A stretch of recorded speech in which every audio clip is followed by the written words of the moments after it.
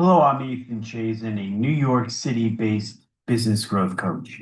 And what you're probably doing is we sit here on December 11th, 2025. We should probably in the midst of or wrapping up your 2026 strategic planning. I was hoping that I could share some time with you and give you some advice with regard to your final planning to put into motion when we hit the new year on January 1st. So what do I mean by some advice? Let me start out by saying this. I spent 20 years in corporate America, mostly in marketing and product management roles for some pretty large corporations, Time Warner Cable, Dun& Bradstreet, Reuters, before going out on my own in 2009. I've spent 17 years coaching over 500 organizations.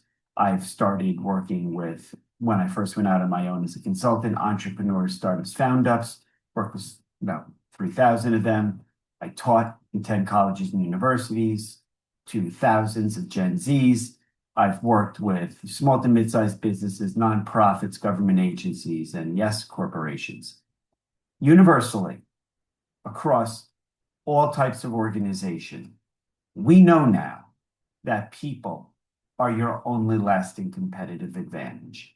If you put together a great strategy and you don't have amazing employees, you're not going anywhere.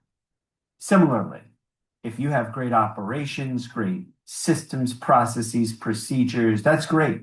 That is a step towards perfecting your craft. But if you don't have the people to leverage those policies, procedures, and systems, you're also going nowhere.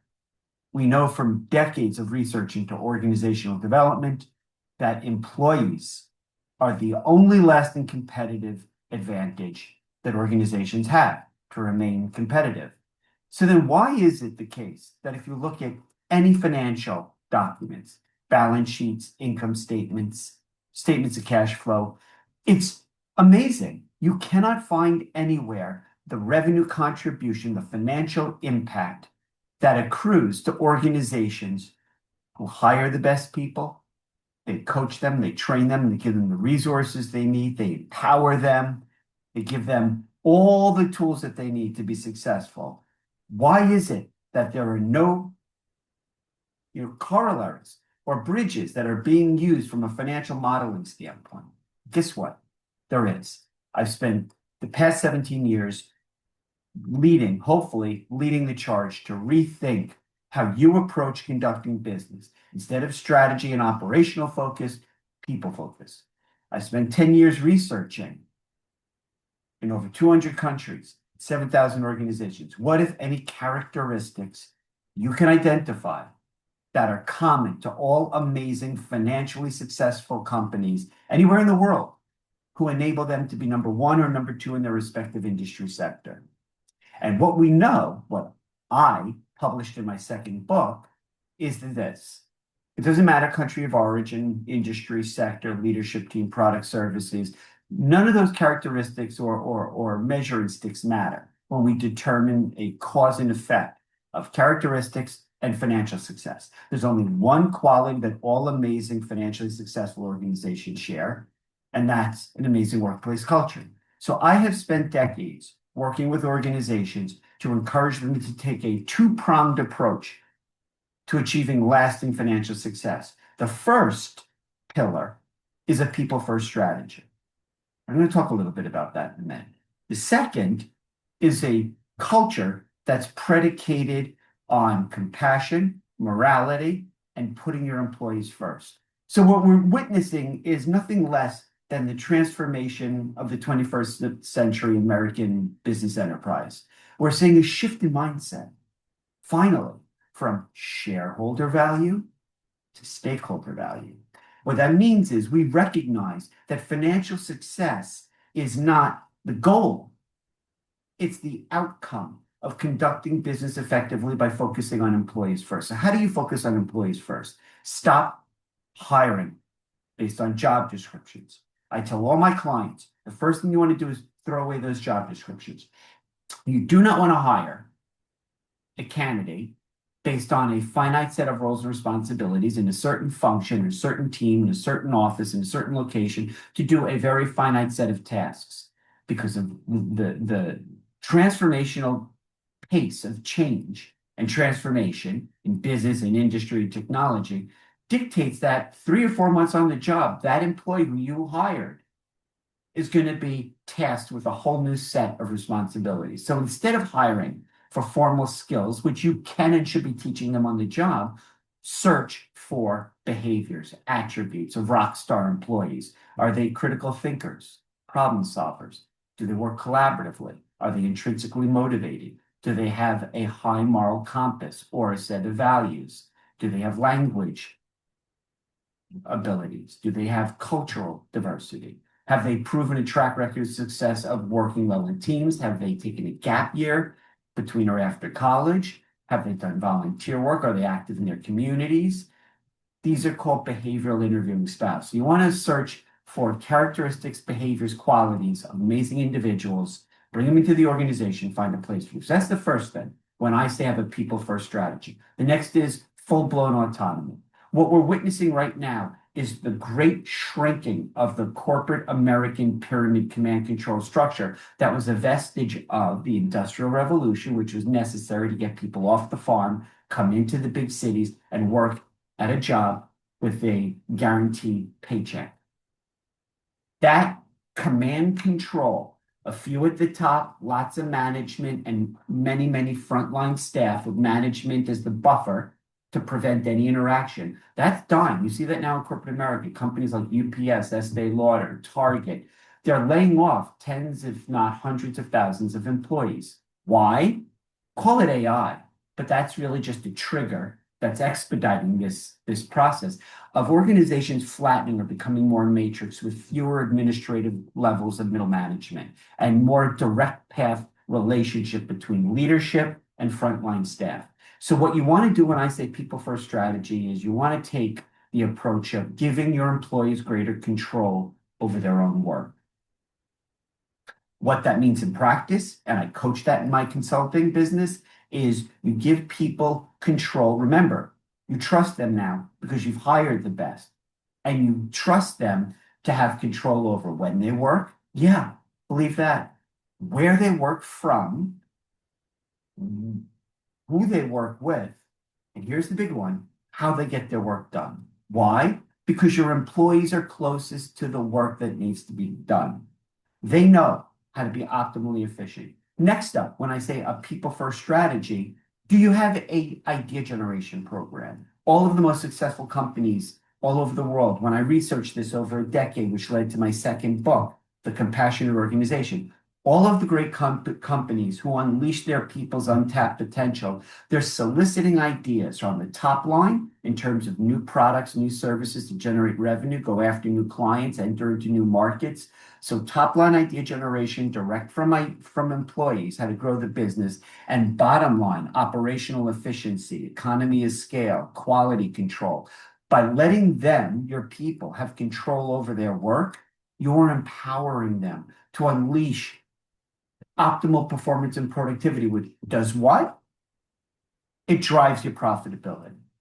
Next up, when I say a people-first strategy, what you really want to think about is goal setting. Stop setting your employees' goals. You have no business setting their goals. Marcus Buckingham, senior researcher at ADP, once said one of the great fallacies of workforce dynamics is to assume that goal setting encourages employees. It not only often doesn't encourage them, it creates a disincentive. You don't arbitrarily determine what the goals are for your people. You let your individuals in your organization set their goals.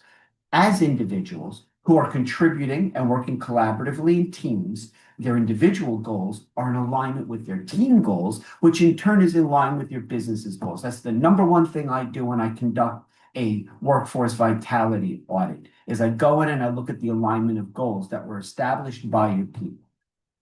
The next step, you want to become a world-class organization and build an amazing culture?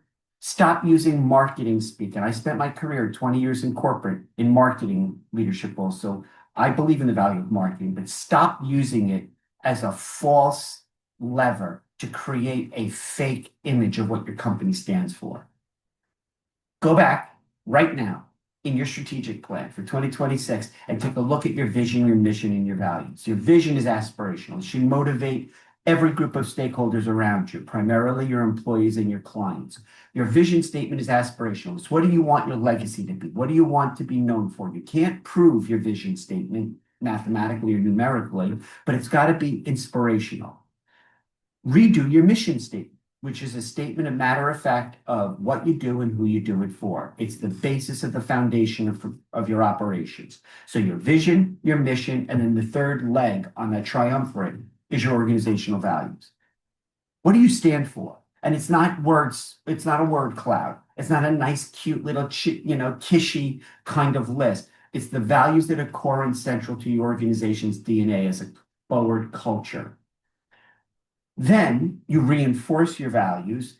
For example, staff meetings. Every meeting in every group, in every part of your organization, every week on the agenda should be you take turns on a rotational basis. Every week you have a different core value, and your employees talk about things that they did that prior week to reinforce that value. For example, accountability or empathy or whatever that core value is.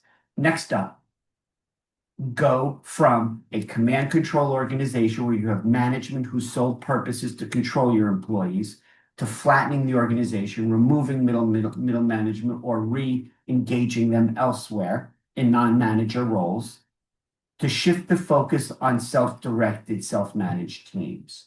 Bayer, one of the largest pharmaceutical companies in the world with 100,000 employees. They're in the process of, for the last few years, have been redesigning their command control structure into 5,000 or 6,000 independently run project teams of about 10 to 15 employees each. And those project teams, what they do is they get together on a project, which they are responsible for in and of themselves, and they have a 90-day period of time to complete those projects. Next up, performance reviews. Kill them, get rid of them. Quarterly reviews, annual reviews, that's of no value to employees. Performance reviews are often a way to punish employees anyway. Get rid of them. Instead, you want constant management by walking around, day in, day out, two-way dialogue. You to your people to you. And constantly in real time giving feedback and receiving feedback to constantly re-architect or rejuvenate your business on a day in, day out basis. That 1 year cycle, that's dead. You can't ever go back. That's a vestige of the 20th century. So when I say people first organizational business structures, that's what I mean. Next up, think about your employees. What do they need from you? Not as a manager who's going to control them, but as a leader who's going to empower them. What do they need from you? Tools, resources, barriers removed, control themselves of their work, and give them the tools, the resources they need to be successful. It's empowering your employees. What does that sound like? Programmatically, coaching programs, mentoring, sponsorships, which is your senior executives taking somebody under their wing or junior level staff and saying, I commit to putting your name in the hat for a promotion, and I will coach you and get you in front of the leadership committee to be promoted. So coaching, mentoring, sponsorship, idea generation, I already talked about, rewarding employees, not rewarding with gift cards, which is meaningless, but rewarding them based on getting to know them as individuals and what intrinsically motivates them. That whole notion of pay and the false notion of compensation drives engagement, never has, and it won't with millennials and Gen Zs, for sure. They want to see your company's values in alignment with their values. They want to see your business, whether you're 5 employees or 50,000, active in the communities in which your employees live. And they want to see your leadership team, imagine that, modeling desirable behavior and ethics and a moral compass. So they want to see the values. They expect to be paid an equitable wage, but they want you to give them coaching, mentoring, sponsorship, rewarding them, recognizing them, praising them publicly, giving them constant feedback, giving them clearly designed support around their own ownership of their career and professional development. And again, you give them the tools and resources that they need to see their career and professional aspirations achieved. They want to see you support them. They want to see you show that they are safe, that they're secure, that you trust them, that you're loyal to them. Here's the thing. I did a lot of executive coaching and outplacement work during COVID. It's a global pandemic. 1 million Americans lost their lives. There had to be layoffs.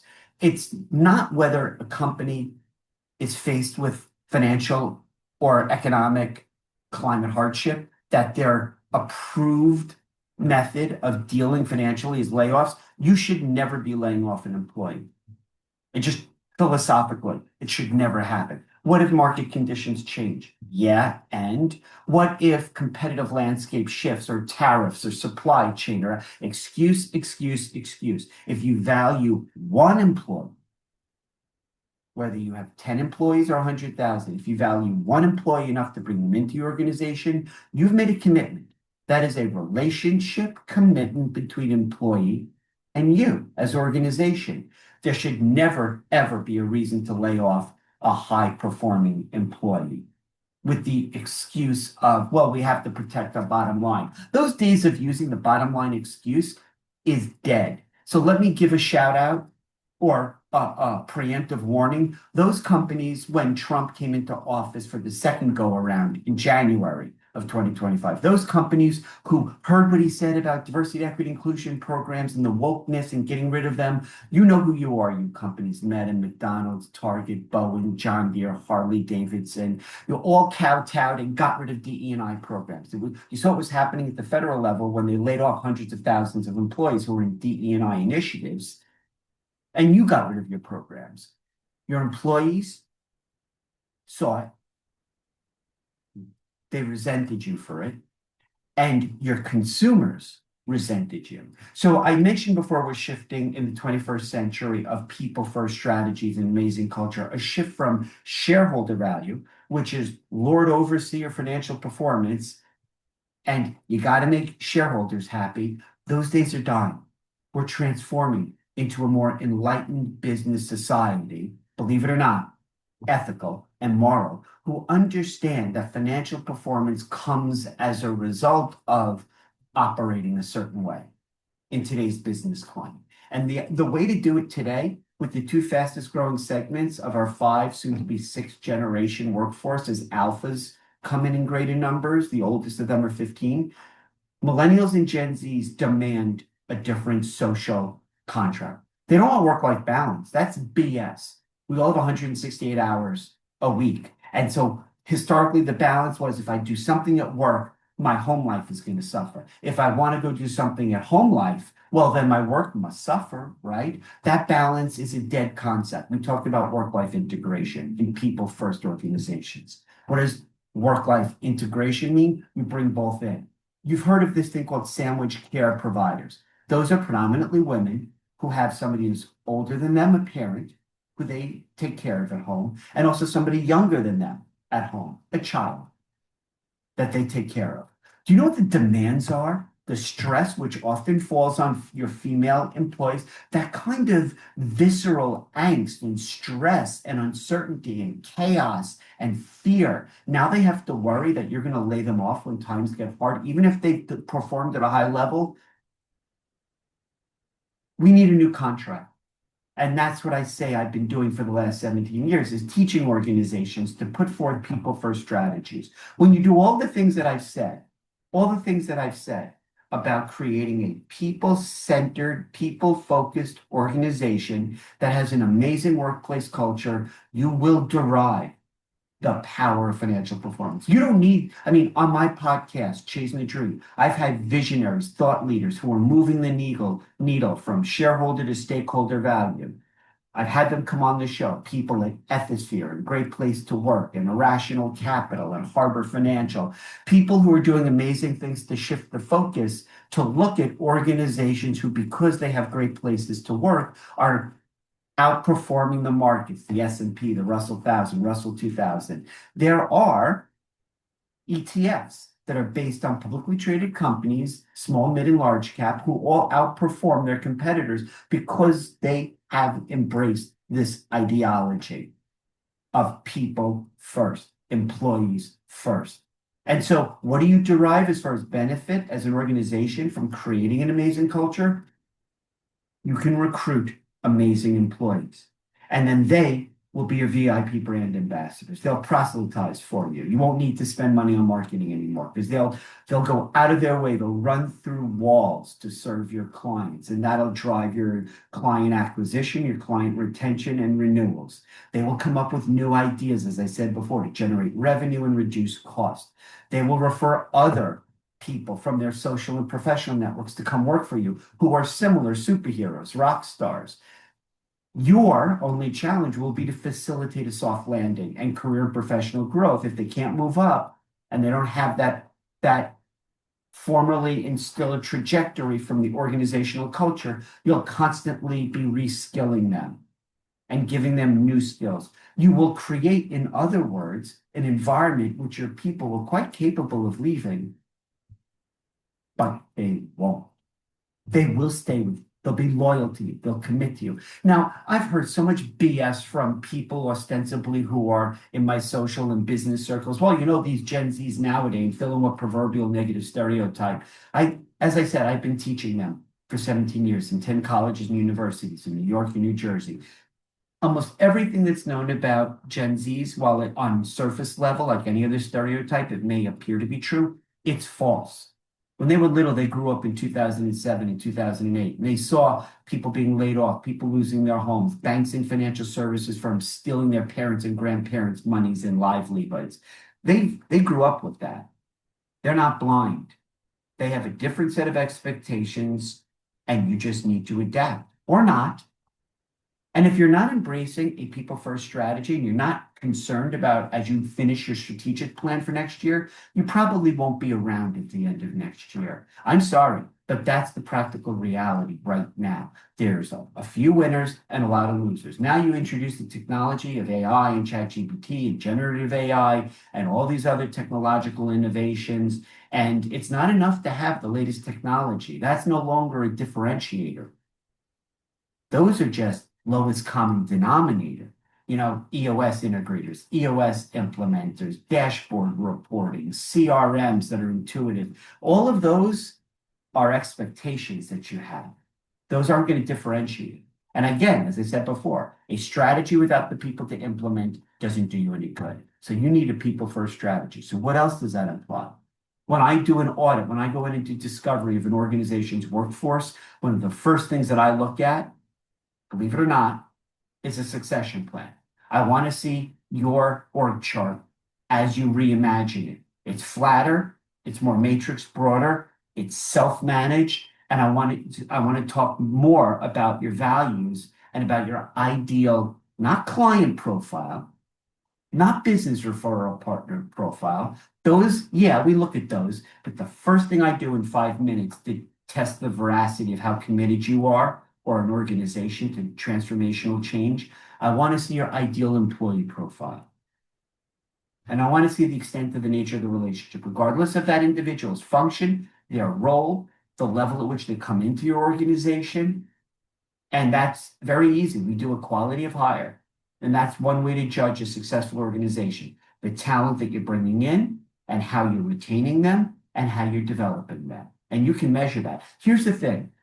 It used to be that people would say, business owners, founders, startups, executives, CFOs, they would tell me, interestingly enough, Ethan, I know culture is important, but I don't know how to measure it. If you're interested, I can show you. I'm probably the only coach that I know who measures employee ROI and workforce, the value of a workforce culture. There's a myriad of things I do, a proprietary process.